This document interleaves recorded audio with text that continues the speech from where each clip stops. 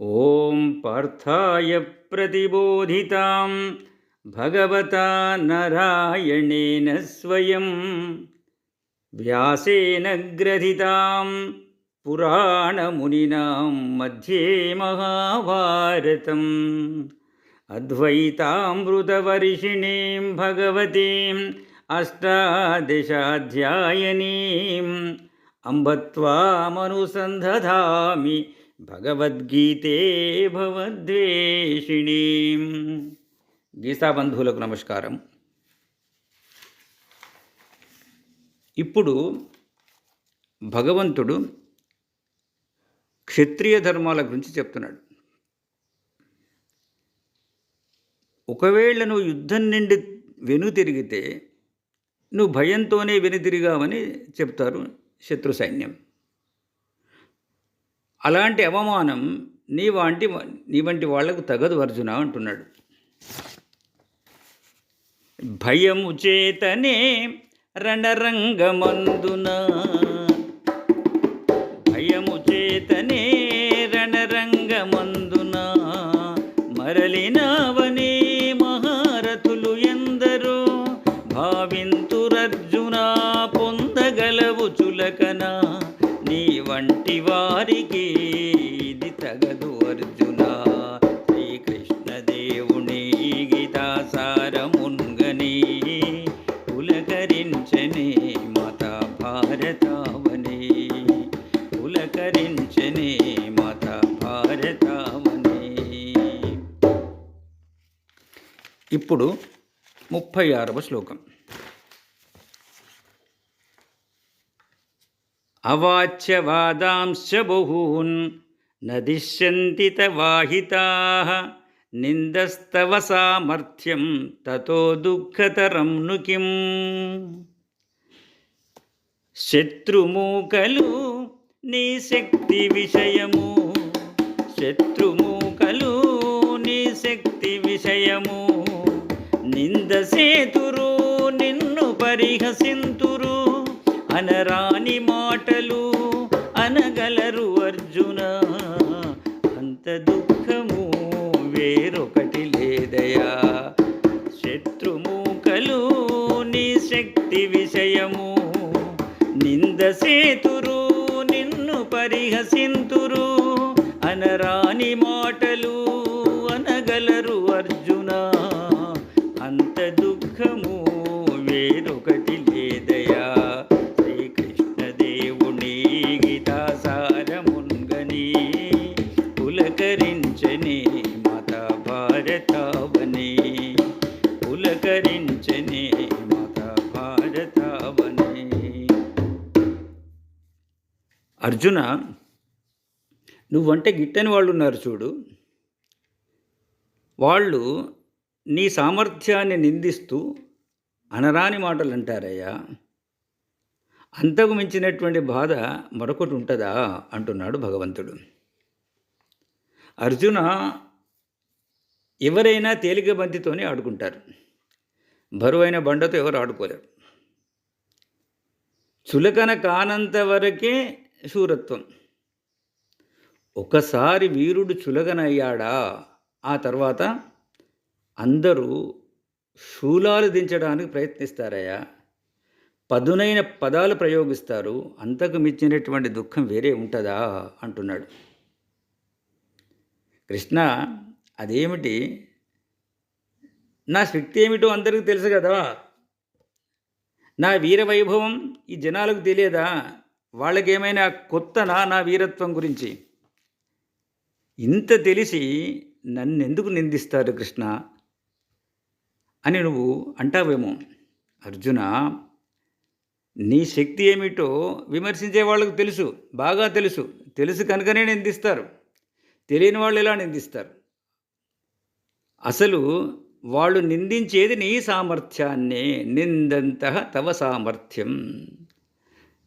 సామర్థ్యాన్ని శ్లాఘించాలి కానీ మరి నిందించడం ఏమిటి అంటావా? సామర్థ్యానికి కొత్త అర్థాలు పుట్టిస్తారు, నూతన వ్యాఖ్యానాలు వెలుగులోకి తెస్తారు. పైగా ప్రభుత్వం నడిపేవాళ్ళు వాళ్లే కదా. కాబట్టి అందరూ ఆ వైపే మొగ్గు చూపుతారు. వాళ్ళు చేసేటువంటి నిందలు దుర్భరంగా ఉంటవి అర్జున. వాళ్ళు అనరాని మాటలంటారు. అవాచ్యవాదాన్ వదిష్యంతి. అవి కూడా అనేక విధాలుగా ఉంటవి. బహూన్. అలా ఎందుకంటారంటావా? వాళ్ళు నీకు అహితులు కాబట్టి అంటారు. అహితాః శత్రవః. శత్రువులు ఏమైనా చేస్తారు, ఏమైనా మాట్లాడతారు అర్జున. అహితులు అదుపులో ఉంటారా? ఉండరు. అవకాశం వచ్చినప్పుడు ఏదైనా అంటారు. ఒక మహారథులే కాదు, వాళ్ళే అంటారు అనుకోకు అర్జున. పారిపోయాడని ఒక సామాన్య సైనికుడు కూడా భార్యలతో చెప్తారు, నన్ను చూసి అర్జునుడు పారిపోయినాడు అని. ఇక ఈ వార్త పత్రికలలో మన చుట్టే తిరుగుతవి. పతాక శీర్షికలో నీ పేరు ఊరేగుతుంది. అలాగే ఓ మూల ఒక వలయం చుట్టి నా పేరు కూడా వడ్డిస్తారయ్యా అర్జున అని చెప్తున్నాడు. తర్వాత 37వ శ్లోకం. హతో వా ప్రాప్యసి స్వర్గం జిత్వా వా భోక్ష్యసే మహీం తస్మాదుత్తిష్ట కౌంతేయ యుద్ధాయ కృత నిశ్చయః. చంపబడితివా స్వర్గ సుఖముఖాయము, సంపబడితివా స్వర్గ సుఖముఖాయము, జయించగలిగిన నీకు రాజ్యభోగము. సంపబడితివా స్వర్గ సుఖముఖాయము, జయించగలిగిన నీకు రాజ్యభోగము. కృత నిశ్చయముగా లెమ్ము కుంతి నందన, సిద్ధపడవయా యుద్ధమునకు పార్థుడా. శ్రీకృష్ణదేవుని గీతాసారమున్గని పులకరించనే మత భారతావని, పులకరించనే మత భారతావని. కౌంతేయ, యుద్ధంలో మరణిస్తే స్వర్గాన్ని పొందుతావు. జయించావా భూమండలాన్ని పాలిస్తావు. ఏదైనా నిశ్చయమైన భావంతో లేచి నిలబడు, యుద్ధానికి సిద్ధంగా ఉండు అంటున్నాడు భగవానుడు ఈ శ్లోకం లోపట.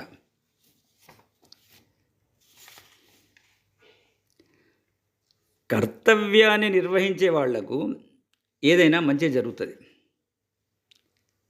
ధర్మాన్ని ఆచరించే వాళ్ళు ఎప్పుడు దగాపడరు. స్వధర్మాన్ని ఆచరించే వాళ్ళు సత్ఫలితాలని అందుకుంటారు. కనుక ధర్మాచరణలో సంశయాలు పనికిరావు. యుద్ధకర్మకు సంబంధించిన అన్ని సంశయాలు దూరం చేశాడు భగవానుడు ఇక్కడ.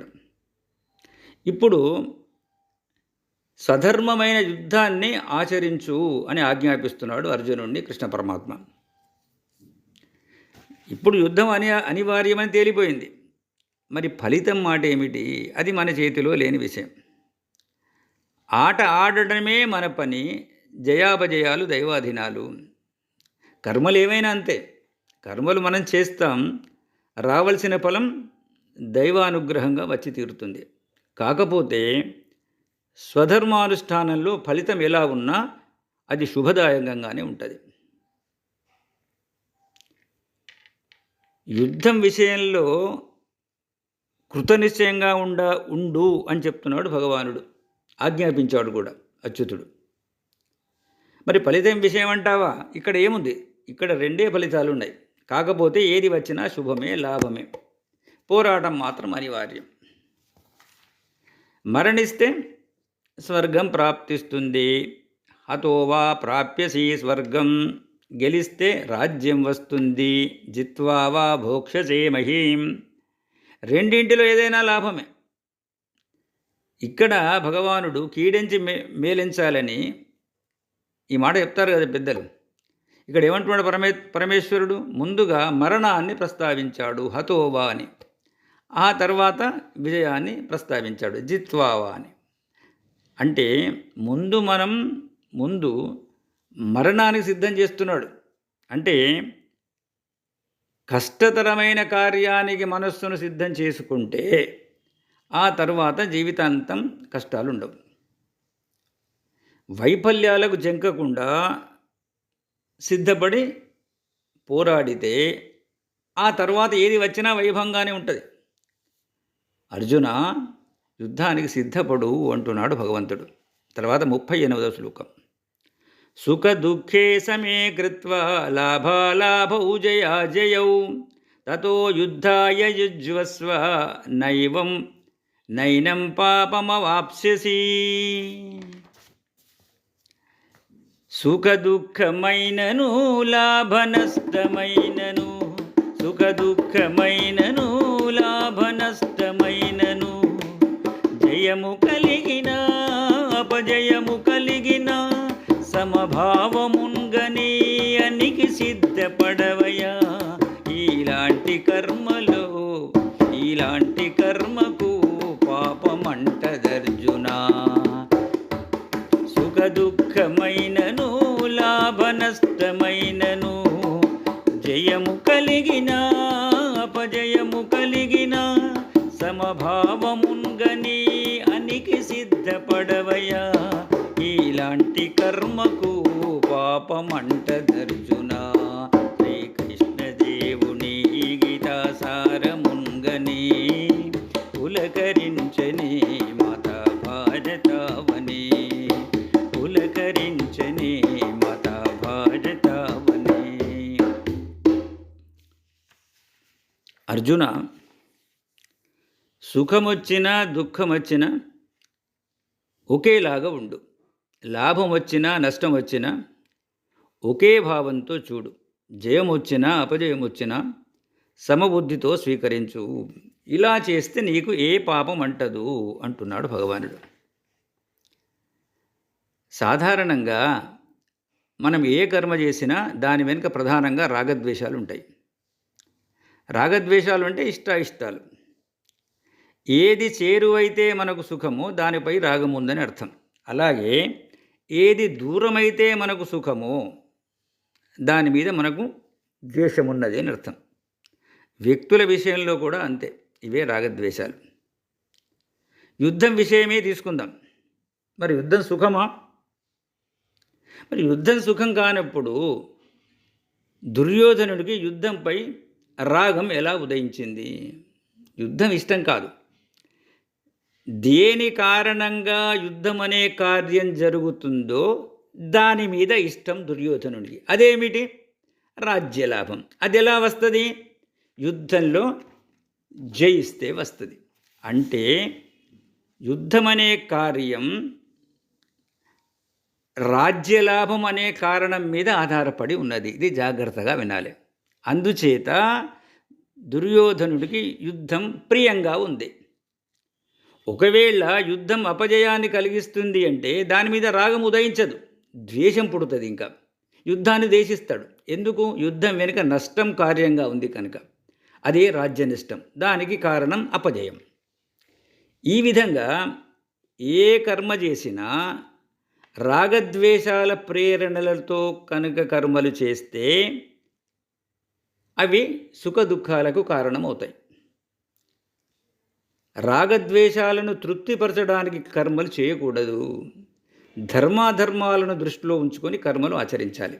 ఇలా ధర్మాధర్మాల పరిధిలో యుద్ధం చేస్తే పాపం అంటది అర్జున. న ఏవ పాపం అవాప్స్యసి అంటున్నాడు భగవానుడు. సుఖం కార్యరూపంలో తెలుస్తుంది. ఎలా? అందుకు లాభమో జయమో సన్మానమో ఇది కారణమై ఉంటుంది. అలాగే దుఃఖం కూడా కార్యరూపంలోనే తెలుస్తుంది. అందుకు నష్టమో అపజయమో అవమానమో ఇది కారణమై ఉంటుంది. రాగద్వేషాలు లేని కర్మలలో సుఖదుఖాలు ఉండవు. అవి బంధహేతువులు కావు. కాబట్టి అర్జున, ఈ సుఖదుఖాలను లాభ నష్టాలను జయాపజయాలను సమంగా భావిస్తూ యుద్ధానికి సిద్ధం కా అని భగవానుడు చెప్తున్నాడు ఈ శ్లోకంలో. దుర్యోధనుడు యుద్ధంలో ఉన్నాడు. అతని యుద్ధానికి పురిగొల్పింది ఎవరు? ధర్మాచరణ, ధర్మాధర్మాల కానే కాదు. అవి అతనికి పట్టనే పట్టవు, గిట్టనే గిట్టవు. అతని వెనుక ఉన్నది ఏది? నడిపించేది రాగద్వేషాలే. అవి ఎలా ఆడిస్తే అలా ఆడాడు, పాపాన్ని మూటగొట్టుకున్నాడు దుర్యోధనుడు.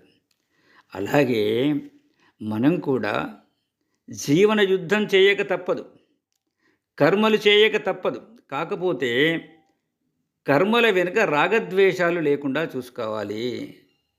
కర్మల వెనుక రాగద్వేషాలు లేకపోతే కర్మ ఫలాల విషయంలో ప్రతిచర్యలు చోటు చేసుకోవు.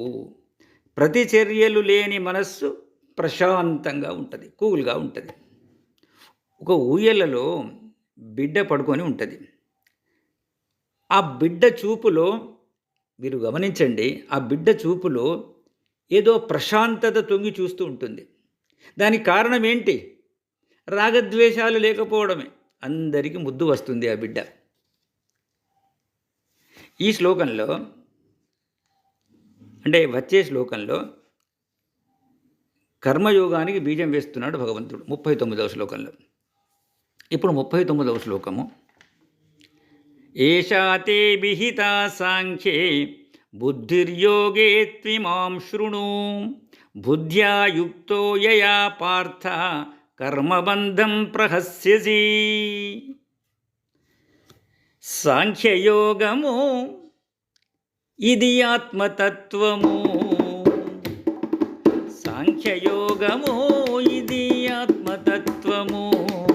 చెప్పబడినది ఇంతవరకు అర్జున. కర్మయోగము యోగశాస్త్ర జ్ఞానము వినవయ్య అర్జున, తొలగు కర్మబంధము. సాంఖ్యయోగము ఇది ఆత్మతత్వము. చెప్పబడినది ఇంతవరకు అర్జున. కర్మయోగము యోగశాస్త్ర జ్ఞానము వినవయ్య అర్జున, తొలగు కర్మబంధము. శ్రీకృష్ణదేవుని గీతాసారముంగని పులకరించని మహాభారతావని. పులకరించని మహాభారతావని. అర్జున, పరమార్థ తత్వజ్ఞానాన్ని సాంఖ్యం అంటారు. ఈ విషయాన్ని ఇంతవరకు నీకు చెప్పాను. ఇప్పుడు కర్మయోగ విషయాన్ని చెప్తాను విను అంటున్నాడు. అంటే ఇంతవరకు ఆత్మజ్ఞానం గురించి బోధించాడు, ఇప్పుడు కర్మయోగం గురించి చెప్తాను విను అంటున్నాడు. ఈ యోగశాస్త్ర జ్ఞానం చేత కర్మబంధం నుండి విడిపడుతావు అంటున్నాడు ఇక్కడ. ఇంతవరకు సాంఖ్యం గురించి చెప్పాడు, సాంఖ్య విషయాన్ని చెప్పాడు. అశోచ్యానవ్యశోచస్త్వం అని 11వ శ్లోకం నుండి ప్రారంభించి 31 శ్లోకం వరకు సాంఖ్యం గురించి చెప్పాడు. తరువాత క్షత్రియ ధర్మాల గురించి చెప్పాడు భగవానుడు. ఇప్పుడు 40వ శ్లోకం నుండి కర్మయోగం బోధించడం జరుగుతుంది. అంటే వచ్చే 3వ అధ్యాయమైనటువంటి కర్మయోగానికి ఈ అధ్యాయంలోనే బీజం వేస్తున్నాడు భగవానుడు. ఇది 31వ శ్లోకం. 39వ శ్లోకం ఇది ఒక సంధి శ్లోకం. అంటే ఈ శ్లోకంలో ఒక విషయాన్ని ముగించి మరొక విషయాన్ని ప్రారంభించబోతూ చెప్పే శ్లోకాన్ని సంధి శ్లోకం అంటారు. అర్జున, ఇంతవరకు ఆత్మతత్వానికి చెందినటువంటి సాంఖ్యబుద్ధిని నీకు బోధించాను. ఈ జ్ఞానాన్ని నువ్వు తెలుసుకున్నావు. మరి అలా తెలుసుకునేటువంటి సాంఖ్య జ్ఞానానికి అనుకూలమైనటువంటి కర్మలో నేర్పుతో చేస్తే దాన్ని యోగ బుద్ధి అంటారు. ఇది జాగ్రత్తగా వినాలి. దాన్ని యోగ బుద్ధి అంటారు, దాన్ని బుద్ధియోగం అంటారు. బుద్ధియోగము అంటే ఫలాసక్తి లేకుండా చేసేటువంటి కర్మ, అదే నిష్కామ కర్మ, అదే కర్మయోగం. బస్. సాంఖ్య జ్ఞానము ఊరగా ఉంటే లాభం లేదు, దాన్ని వ్యవహారంలోకి తీసుకురావాలి. అంటే తెలిసిన జ్ఞానాన్ని కర్మలో చూపించాలి, అదే కర్మయోగం. ఒక కర్మ చేస్తే ఫలం వస్తుంది, ఫలాన్ని అనుభవిస్తాం, ఫలభోగం ముగుస్తుంది. ఫలభోగం ముగుస్తూ ఆ భోగానుభవం అంతఃకరణం మీద పడుతుంది. అక్కడ నిక్షిప్తమవుతుంది ఈ ఫలభోగం. అంతఃకరణం అంటే మనస్సు. ఈ మనస్సు మళ్ళీ ఆ కర్మ చేయాలి అని ప్రేరేపిస్తుంది. దాన్నే వాసన అంటారు, దాన్నే సంస్కారం అంటారు. కర్మతో ఫలం, ఫలంతో భోగం, భోగంతో వాసన, ఇది క్రమం. వాసనతో మళ్ళీ కర్మ, కర్మతో కర్మఫలం, కర్మఫలంతో అనుభవం, మళ్ళీ వాసన, వాసనతో కర్మ. ఇది ఒక భ్రమణం, చక్ర భ్రమణం. ఇలా జీవితాలు నడుస్తాయి. ఎలాగంటే ఒక మంచి మామిడి పండు తిన్నాం, బంగానపల్లి మామిడి పండు తిన్నాం. అది అమృతంలాగా తీయగా ఉంది. తిన్న తర్వాత ఫలభోగం మూస్తుంది. కానీ ఆ మామిడి పండు రుచి మనస్సులో నిలిచిపోతుంది. మనస్సులో నిలిచిపోయి మళ్ళీ అది తినాలనేటువంటి ఆలోచన వస్తుంది. దాన్నే వాసన అంటారు. అంటే ఆ వాసన మళ్ళీ మామిడి పండును తినాలనే కోరిక కలిగిస్తుంది. మళ్ళీ తింటాం, మళ్ళీ మనస్సుకు చేరుతుంది, మళ్ళీ వాసన, మళ్ళీ తిండి. ఈ విధంగా కర్మ సముద్రంలో పడి అనిత్యమైన ఫలాలను అనుభవిస్తూ ఈ సంసార సముద్రంలో జీవుడు పరిభ్రమిస్తూ ఉంటాడే కానీ మోక్షాన్ని పొందలేడు. రమణ మహర్షి వారు చెప్తారు, కృతిమహోదధౌ పతన కారణం ఫలమశాశ్వతం గతి నిరోధకం అని. అంటే అశాశ్వతమైన కర్మఫలాలే కర్మ సముద్రంలో పడడానికి కారణమవుతున్నవి. ఇవి గమ్యానికి అడ్డుగోడలై ఉన్నాయి అని చెప్తాడు ఉపదేశ సారంలో రమణ మహర్షుల వారు. మరి కర్మలు చేయకుండా మనిషి క్షణకాలం కూడా ఉంటాడా? ఉండలేడు. కర్మలు చేసి నిత్య సుఖాన్ని పొందలేడు. మరి ఇప్పుడు ఏం చేయాలి? కర్మయోగమే తక్షణ కర్తవ్యం. కర్మయోగం కర్మబంధము నుండి తొలగిస్తుంది, మోక్షహేతు అవుతుంది.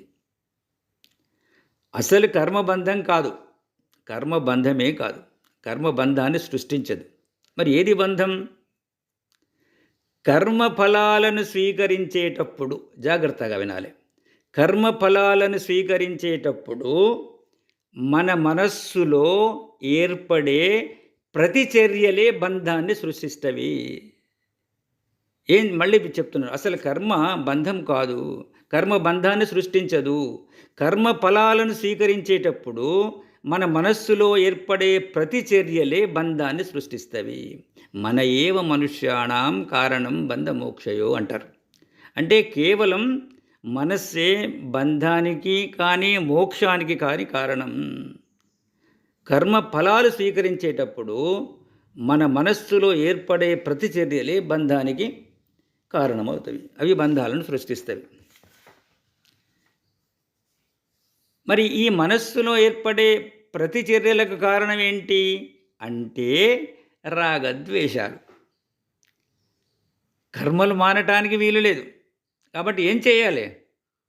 రాగద్వేషాలను తటస్థం చేస్తే చాలు. కర్మాచరణలో అహంభావన లేకుండా, అంటే నేను చేస్తున్నాను అనే భావన లేకుండా, అలాగే ఫలాలు అందేటప్పుడు మమ భావన లేకుండా ఉండాలి. అంటే నాది అనేటువంటి భావన లేకుండా ఉండాలి. కర్మఫలాలను ప్రసాద భావనతో స్వీకరించాలి. అలా స్వీకరించగలిగితే కర్మలు బంధహేతువులు కానే కావు అని చెప్తున్నాడు. ప్రభు గోవర్ధన గిరిధారి, ప్రభు గోవర్ధన గిరిధారి, మొర వినవా కనవా ఒకసారి, మొర వినవా కనవా ఒకసారి, నీవే దిక్కు మురారి, ప్రభు గోవర్ధన గిరిధారి, ప్రభు గోవర్ధన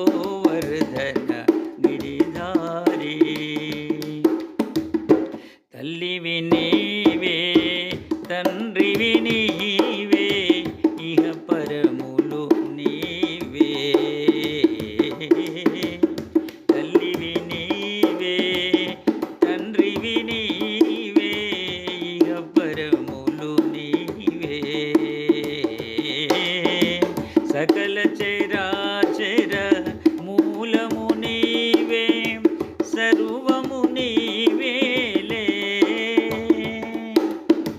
స్మరణము చేసే భక్తుల బ్రోచే, స్మరణము చేసే భక్తుల బ్రోచే, భారము నీదేలే. ప్రభు గోవర్ధన గిరిధారి, ప్రభు గోవర్ధన గిరిధారి. మొర వినవా కనవా ఒకసారి, మొర వినవా కనవా ఒకసారి, నీవే దిక్కు మురారి. ప్రభు గోవర్ధన గిరిధారి, ప్రభు గోవర్ధన గిరిధారి. భయమును బాపి అభయమును సంగే దైవము నీవే కదా. భయమును బాపి అభయమును సంగే దైవము నీవే కదా. భవసాగరమున ఒడ్డుకు చేర్చే నావము నీవే కదా. భవసాగరమున ఒడ్డుకు చేర్చే నావము నీవే కదా. తాపత్రయముల బాధలు బాపి, తాపత్రయము